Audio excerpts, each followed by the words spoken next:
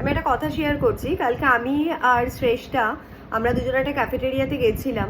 সেখানে যেই মেয়েটা রিসেপশনে বসেছিল, মানে যে নাকি ইনচার্জ ছিল সমস্ত টেবিল ফেবিলের আর ক্লায়েন্ট বেস ডিল করছিল, তো সে নিজেও বাঙালি, সে তার সহকর্মীর সাথে কথা বলছে বাংলায়, ক্লায়েন্টের সাথে ডিল করছে ইংলিশে।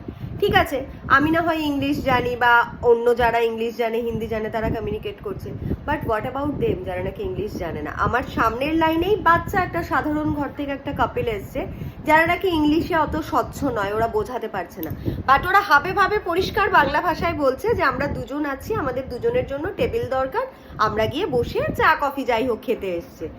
সেই মেয়েটা আননেসেসারি 15 মিনিটস ধরে ওদেরকে ইংলিশ বলে বলে বলে বলে ঝেড়ে ঝেড়ে হ্যারাস করলো, ওদেরকে বোঝাতে চাইলো যে ও কতটা সুপেরিয়ার, ও ইংরেজিতে সোকল কথা বলতে জানে।